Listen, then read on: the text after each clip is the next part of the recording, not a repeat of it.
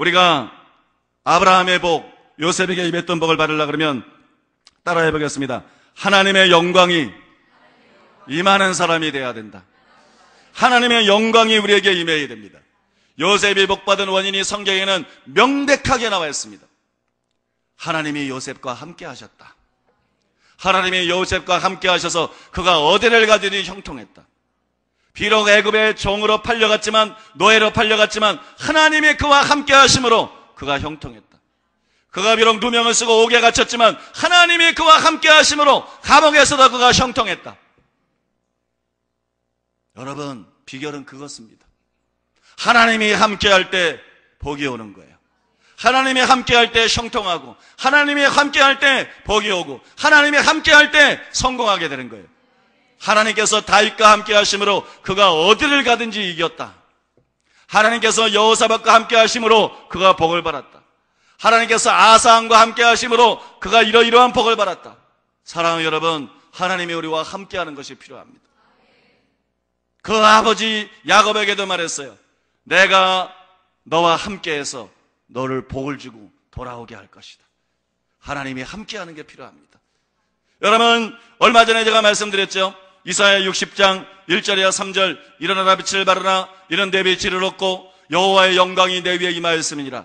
보라, 어둠이 온 땅을 덮을 것이며 캄캄함이 만민을 가리려니와 오직 여호와께서 내 위에 임하실 것이며 그 영광이 내 위에 나타나리니 열방은 내 빛으로 열왕은 비치는 내 광명으로 나아오리라. 이걸 말씀하고 난 다음에 4절과 5절에 있는 말씀을 드리면서 바다의 풍부가 누구에게 주어지는 것이냐? 열방의 재물은 누구에게 주어진 것이냐? 단순히 이스라엘에게 주어진다고 생각하지 마세요. 하나님이 임하는 사람에게 주어지는 거예요. 하나님이 임하는 사람에게 주어집니다. 이 교회가 세워진 지 이제 1년하고 2개월 좀 넘는 거로 제가 알고 있어요. 여러분, 한 달에 헌금이 1억 이상 나옵니다. 여기 서울 큰미동교회에서 한 달에 헌금이 1억 이상 나와요. 여러분, 무엇이 이런 물질의 축복을 가져왔어요? 하나님이 여기 계시기 때문입니다. 주님이 여기 임재하고 계시기 때문이에요. 믿습니까? 우리가 찬양할 때, 우리가 기도할 때, 우리가 예배할 때 주님의 임재를 느낄 수 있습니다. 천국을 경험할 수 있습니다.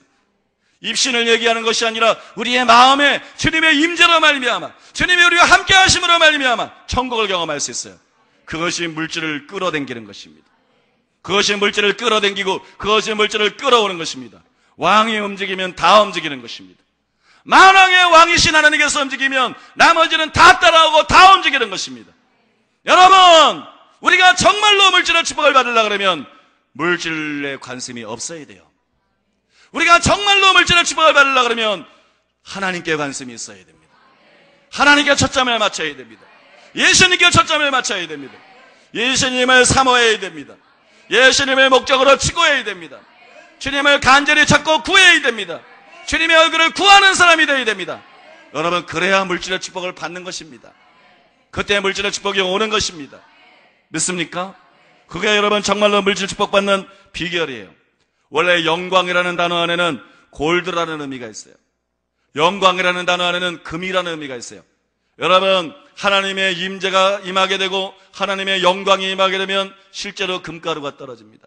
오래된 것을 많이 경험했습니다. 지금은 제가 그런 사역을 하지 않습니다. 왜냐하면 그것이 잘못된 것이기 때문에 사역하는 것이 아니고 그것이 본질적으로 중요한 것은 아니다. 그냥 일어날 수 있는 일이지, 그것이 우리가 계속 그 사역을 하고 그걸 추구해야 될 정도로 그렇게 중요한 것이 아니다. 그래서 그 사역을 안 해요. 제가 서울에 올라오기 전에 울산에 있을 때는 그런 사역을 자주 했어요. 성도들에게 기도하고 손을 내밀라 그러고 기도하고 나면 성도들 중에 어느 때는 100%, 참석한 사람들의 100%, 어느 때는 90%, 어느 때는 80%, 적어도 70% 이상의 사람들 속에 금가루가 생겼습니다. 70% 이상의 사람들 속에 금가루가 그렇게 생겨있어요. 우리 아들내미는 금동이었어요. 걔는 그런 사역하고 나면 얼굴에도 생기고 이 머리카락 속에도 막 금가루가 막 있어요. 우리 집사람은 남편 잘 만나가지고 우리 집사람은 남편 잘 만나가지고 아주 금가루 생기는 도사였어요. 아주 막 그냥 그런 사역만 하면 우리 집사람은 완전히 아주 손바닥에 뽀얗게 금가루가 쌓였어요. 얼마나 남편을 잘 만났는지 막. 그냥 복을 받아가지고. 사랑하는 여러분, 그게 본질적인 것은 아니기 때문에 내가 그 사역을 계속하지는 않지만 그게 잘못된 것도 아니에요. 여러분, 하나님의 영광이 구름이 쫙 끼잖아요.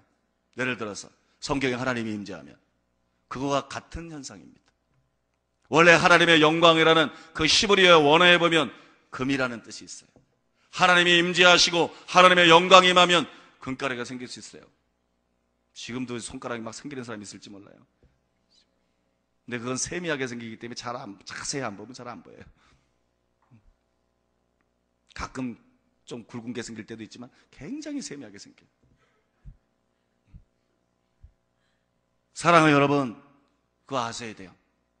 하나님이 임재하실 때 물질의 축복이 오는 거예요. 하나님이 함께 하실 때 복을 받는 거예요. 하나님이 함께 하실 때 형통하는 거예요. 하나님이 함께 하실 때 잘되고 성공하는 것입니다. 여러분, 그래서 우리는 복을 사모하지 말고 복의 근원이신 하나님을 사모해야 돼요. 복 주는 자이신 하나님께 관심을 가져야 돼요. 하나님을 사모하고 하나님을 추구해야 될 줄로 믿습니다.